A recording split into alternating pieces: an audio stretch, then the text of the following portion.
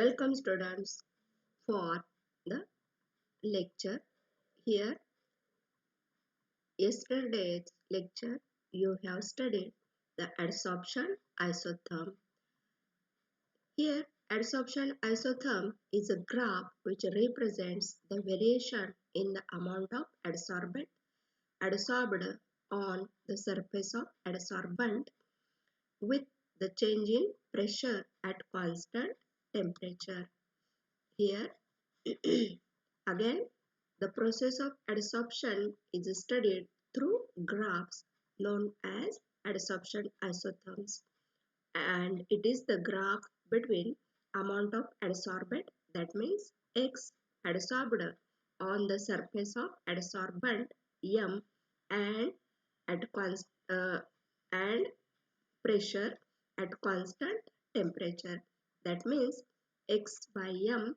When we plot the graph of a ratio of amount of adsorbent adsorbed on the surface of adsorbent, that is M, with pressure at constant temperature. This is the nature of the graph, and such a graph they are called as adsorption isotherms. Here this is the again same graph. The ratio X by M, it is plotted on y-axis, and the pressure values on x-axis we get. This is the nature of the graph, and such graphs are called as adsorption isotherms. For last lecture we have seen Freundlich adsorption isotherm, and Freundlich adsorption isotherm is the most important multi-site adsorption isotherm for rough surfaces. The Freundlich equation for the adsorption isotherm is a curve relating concentration of solute on the surface of adsorbent to the concentration of solute in liquid with which it is in contact. In 1909, the scientist Freundlich gave an empirical expression representing the isothermal variation of adsorption of quantity of a gas adsorbed by unit mass of adsorbent with pressure. This equation is known as Freundlich adsorption isotherm, and it is expressed mathematically as X by M, it is equal to K into P raised to 1 by N, where X is the mass of gas adsorbed on mass M of adsorbent, and at pressure P, and K and N are constants whose values depends upon adsorbent gas at particular temperature. And if we take the log of this equation, we get log of X by M, it is equal to log K plus 1 by N log P. And if we plot the graph of the above equation, that means the log of X by M values on y-axis and the log P on x-axis, we get the straight line, and the slope of this straight line, it is the 1 by N value, and the intercept, it has the value log K. This is the logarithmic equation of Freundlich adsorption isotherm. Log of X by M, it is equal to log K plus 1 by N into log P. And this is the nature of the graph of Freundlich adsorption isotherm. And the Freundlich adsorption isotherm, it is applicable to the low pressure range. So the another scientist Langmuir, he developed his adsorption isotherm. Here the Langmuir adsorption isotherm, it is based on certain assumptions. And in 1916, to overcome the difficulty of Freundlich adsorption isotherm, that means it holds good to the limited pressure range, and this is the difficulty.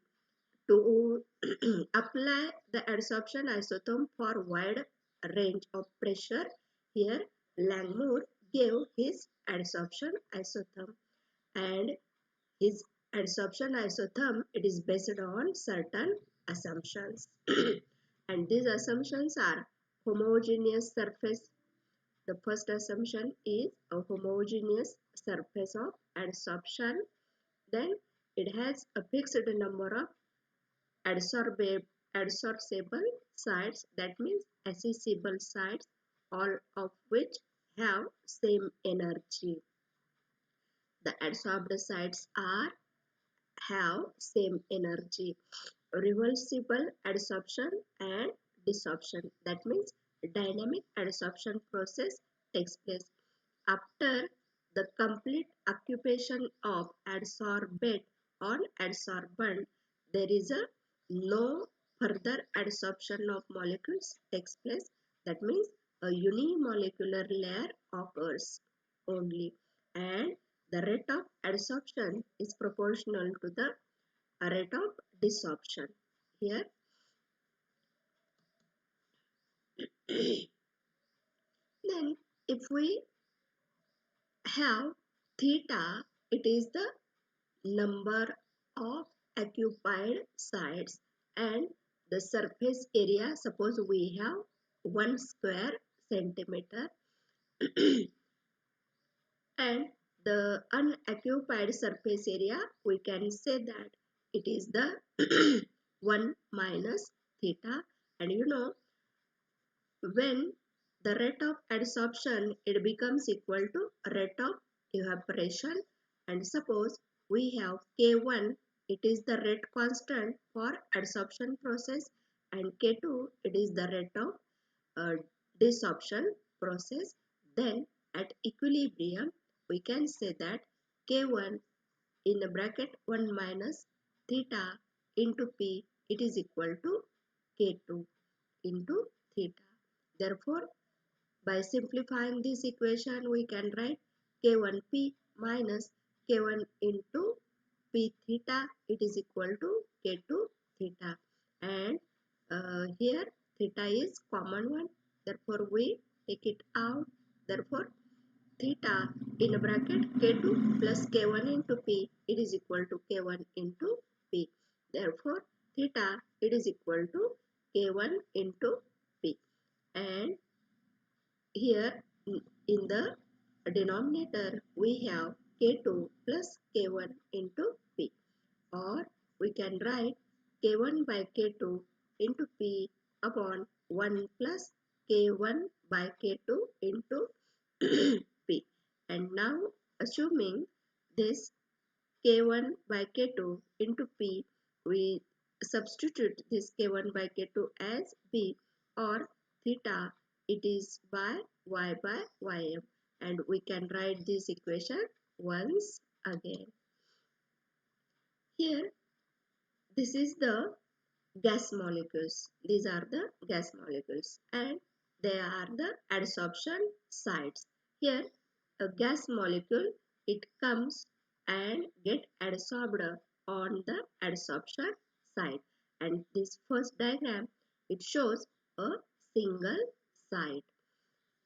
Then here, these are the multi sites. This is one type of site, adsorption site. Here, second type of adsorption site. And the Langmuir, he considered a homogeneous adsorption sites. This second diagram shows a multi-site, and this diagram shows a generalized sites. This diagram shows cooperative, though it is not meant for your syllabus. Simply understand that here uniform absorption sites. These are the multi sites. These are the generalized sites. These are the cooperative sites. And here it is the dissociative, and here it is a multi-layer. That means this is one gas molecule, another gas molecule, and third gas molecule.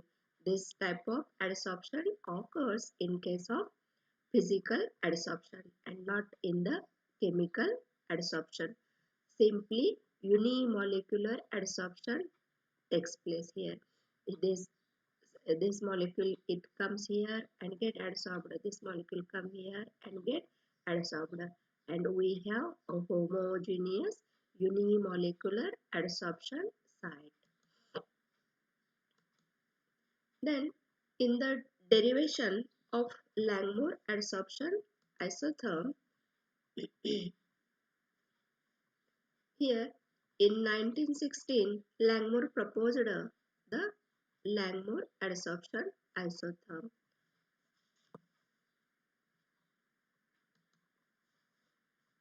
It is based on different assumptions, one of which is that dynamic equilibrium exists between adsorbed gas molecules and free gases molecules.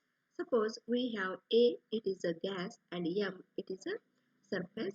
Then the adsorbed sites, they are the AM surface. The extent of surface coverage is normally expressed as the fractional coverage theta. That is, theta equal to number of adsorption sites occupied divided by number of adsorption sites available. And here the rate of change of surface coverage due to adsorption is proportional to the partial pressure of gas and number of vacant sites. That means n in a bracket 1 minus theta, where n is the total number of sites, and Ka and Kd are rate constants for adsorption and desorption. Therefore, we can write here d theta by dt. That means rate of adsorption, it is proportional to the number of sites available for the adsorption, and it is given as d theta by dt, it is equal to Ka into P n in a bracket 1 minus theta. That is the rate of adsorption, and the rate of change of theta due to desorption is proportional to the number of adsorbed species. That means n theta, and it is given by d theta by dt, it is equal to minus d rate of desorption, that is Kd into n theta. And when these two rates become, we have the next equation we see later on.